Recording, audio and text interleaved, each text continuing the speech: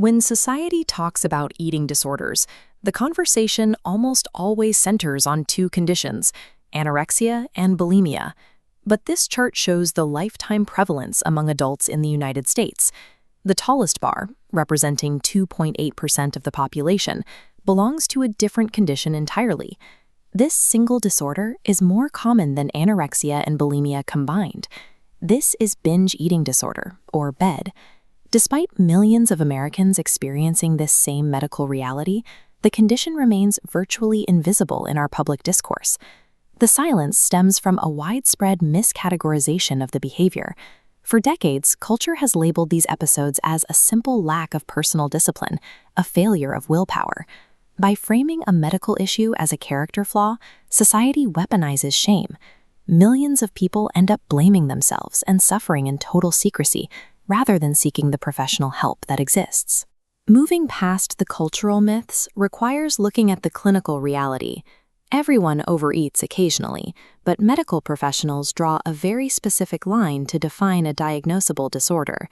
Clinically, BED is defined by recurrent episodes of eating an objectively large amount of food within a discrete period of time. These aren't isolated incidents. For a diagnosis, these episodes must occur at least weekly for a period of 3 months or more. The sheer volume of food is accompanied by a specific psychological state, a terrifying sense of loss of control. During these moments, the person feels entirely unable to stop or limit what they are eating. This sustained clinical pattern, governed by a loss of psychological control, invalidates the lack of discipline argument. It is a measurable, long-term medical condition. The episodes follow specific physiological markers. Individuals eat much faster than normal, continuing until they are uncomfortably full. These episodes are disconnected from biological necessity, frequently occurring even when there is no physical hunger present. There is also a major distinction between BED and bulimia. As this flowchart shows, BED involves these high-volume episodes without the compensatory purging, like vomiting or excessive exercise, seen in other disorders.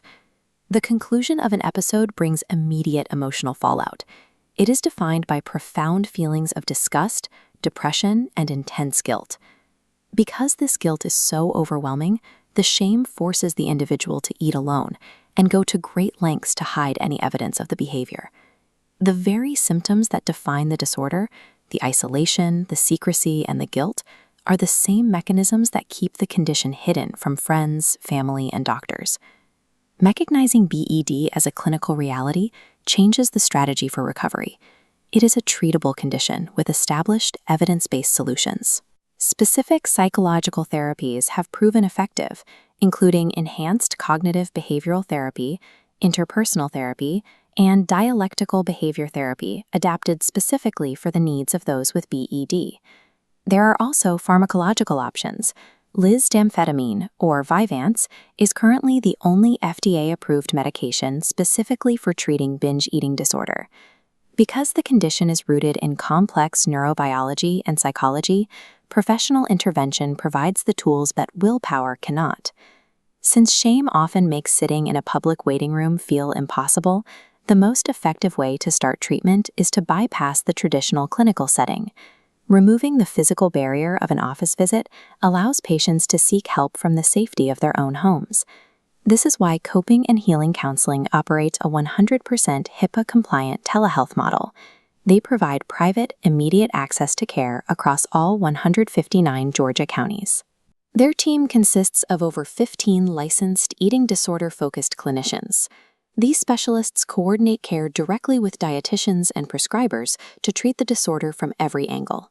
They also prioritize financial accessibility, working with major insurance providers and offering a $0 copay for those on Medicaid. Recovery begins by replacing the silence of the willpower myth with the specialized support of experts who understand this clinical reality. You can reach out to Coping and Healing Counseling today at chctherapy.com or by